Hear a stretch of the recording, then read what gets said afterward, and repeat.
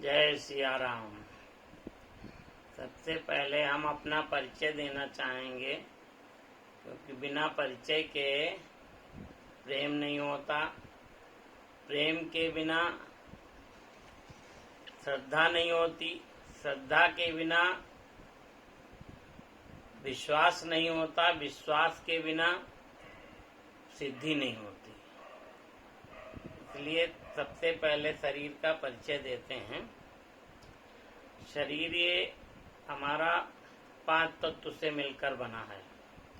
5 तत्व यानी आकाश, वायु, अग्नि, पृथ्वी और जल से बना। आकाश से शब्द,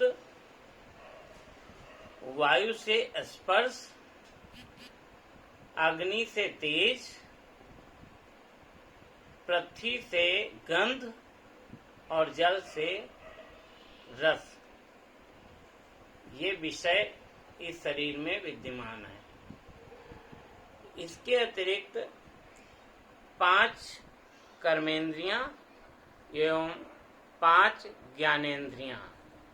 5 कर्मेंद्रियों में मुख, त्वचा, हाथ, पैर, उपस्थ और गुदा। इनके कर्तव्य कर्म कर्मेंद्रियों के हैं। इसके अतिरिक्त 5 ज्ञानेंद्रियां हैं, जो रसना, कान, नाक, आँख और नर्वस सिस्टम महसूस करना। ये 5 ज्ञानेंद्रियां एवं 5 कर्मेंद्रियां यानी कुल मिलाकर के 10 इंद्रियां हैं, जिन 10 इंद्रियों से ये शरीर बराबर काम करता है। तो 5 तत्व से बना और 10 इंद्रियां कुल मिला के 15 हुए। और फिर 5 इनके विषय हैं, जैसे शब्द, स्पर्श करना, तेज, गंध और रस। गंध पृथ्वी से, रस जल से और तेज अग्नि से एवं शब्द आकाश से, स्पर्श वायु से। ये इसके अंदर विद्यमान है। 5 विषय ये शरीर के अंदर। तो 5 तत्व, 5 विषय, 10 इंद्रियां, कुल मिलाकर 20 हुए। इस शरीर में इसके अलावा मन, बुद्धि और अहंकार, ये 3 लोग और विराजमान हैं। इन 23 से ये जो मूर्ति है माँ ने बनाई, तो इसका संचालन प्रभु स्वयं करते हैं। इसका संचालन करने के लिए सबसे पहले जो शरीर द्वारा स्वयं कर्म किए जाते हैं, कर्तव्य कर्म किए जाते हैं, उनसे पहले शरीर की भगवान ने कहा शुद्धि करो।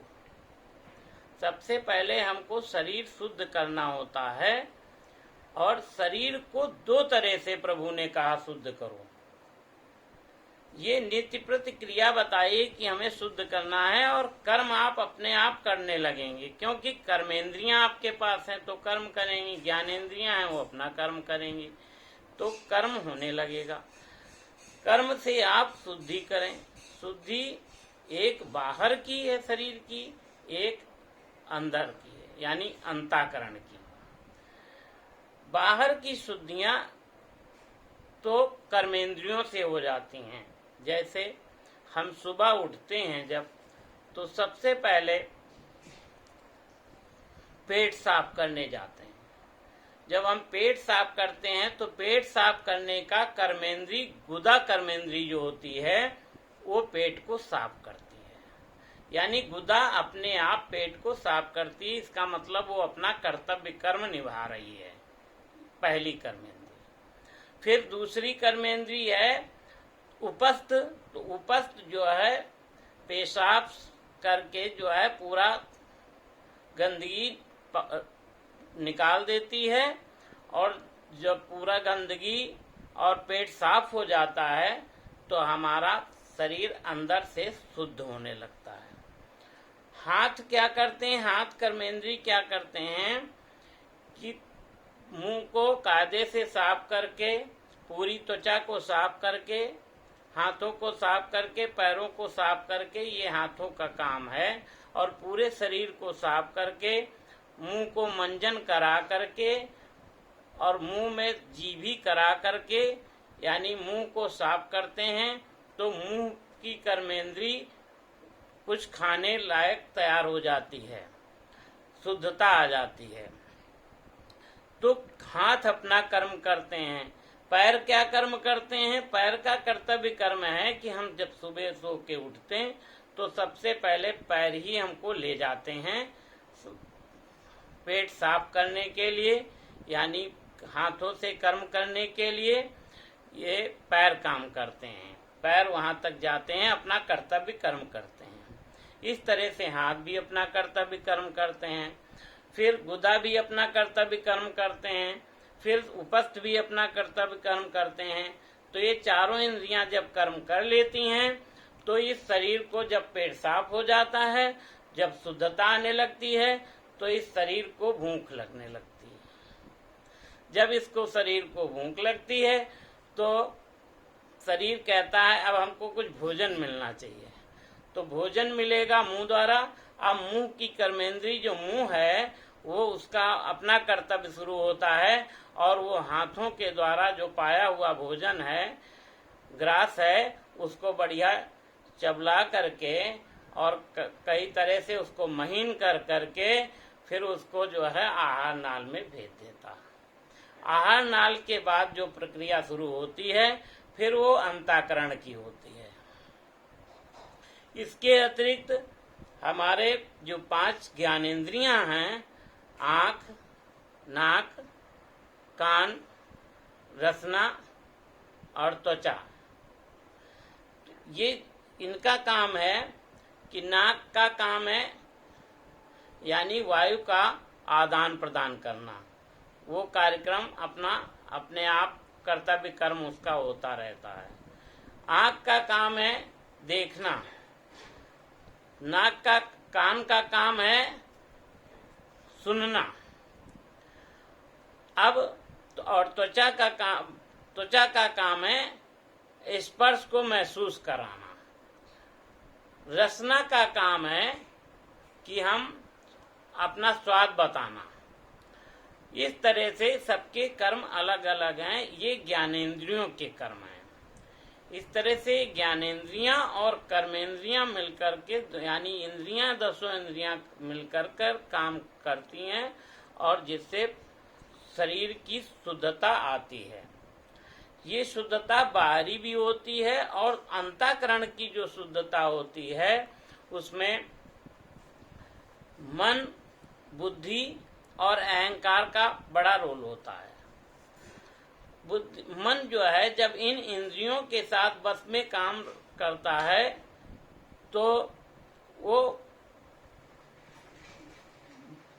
विषयों में आसक्त हो जाता है, और विषयों में आसक्त होकर के फिर उसका चिंतन करता है, और चिंतन करके जो है उस कामना की इच्छा करने लगता है।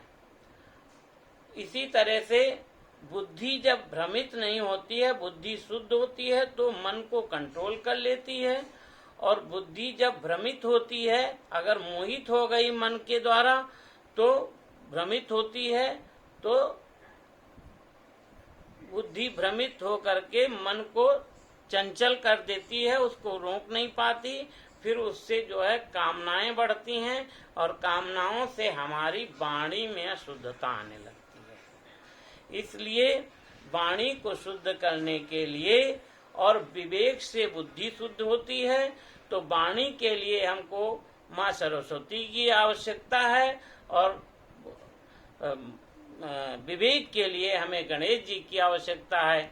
इसलिए बाबा तुलसी मानस में कहते हैं, पहला श्लोक है कि वर्णानामर संघानाम रसानाम छंदसामपि मंगलानाम च कर्तारो वंदे वाणी विनायको। इसलिए सरस्वती हमारी बुद्धि को ठीक करें।